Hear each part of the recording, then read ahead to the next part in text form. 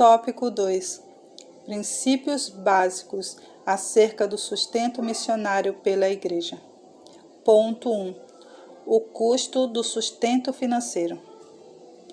Antes de se lançar em qualquer projeto missionário, a igreja local deve fazer os cálculos de custos conforme mencionado por Jesus no Evangelho de Lucas, capítulo 14, versículo 28, que diz: Pois qual de vós, querendo edificar uma torre, não se assenta primeiro a fazer as contas dos gastos para ver se tem com que a acabar?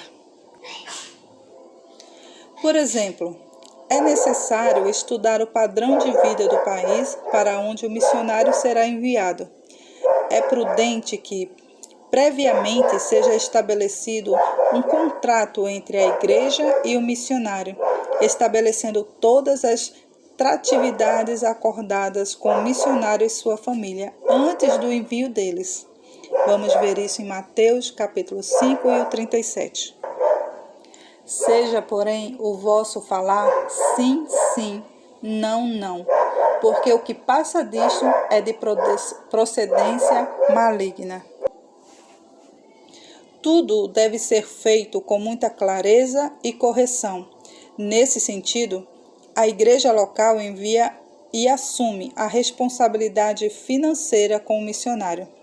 Esse compromisso deve ser ajustado periodicamente, de acordo com o exame criterioso dos custos da obra a ser desenvolvida, tais como transportes do missionário até o local da atuação da obra, moradia, educação, saúde da família e tudo que esteja relacionado à instalação do missionário com sua família naquele país.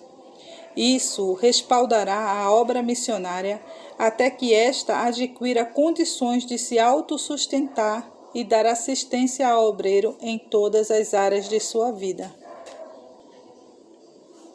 O ponto 2. Princípios básicos do sustento missionário. Com base nos textos bíblicos de Filipenses, capítulo 4 e o versículo do 10 ao 20, apresentamos alguns princípios básicos a respeito do sustento missionário. Vejamos. Primeiro, o suporte financeiro deve ser de modo organizado, sem ignorar a carência e as necessidades do missionário no campo. Segundo, o sustento deve ser coletado nas igrejas e entregue regularmente aos missionários de um modo eficiente e responsável. Terceiro, o sustento de missões é uma resposta voluntária dos fiéis, que em gratidão a Deus pela salvação, apoiam a proclamação do Evangelho e, por isso, doam voluntariamente ofertas para sustentar os missionários enviados.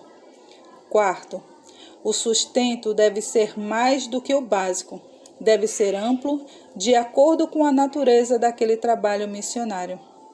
Quinto, o sustento de missões deve ser feito de modo constante e permanente. Ponto 3. Um apoio fiel e permanente.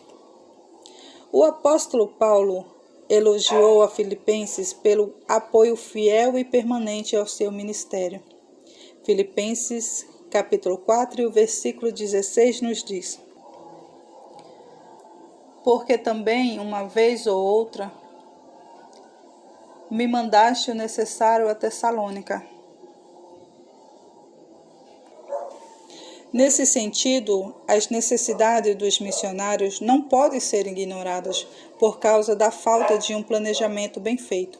Filipenses 4 e 15. Porque também sabeis também vós, ó Filipenses, que no princípio do Evangelho, quando parti da Macedônia, nenhuma igreja comunicou comigo com respeito de dar e a receber, senão vós somente.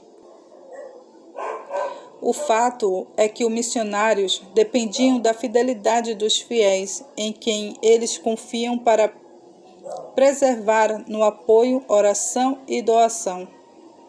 Nesse aspecto, O desafio da igreja local não é somente enviar, mas também manter o sustento missionário, não abandonando o obreiro e sua família no campo de trabalho.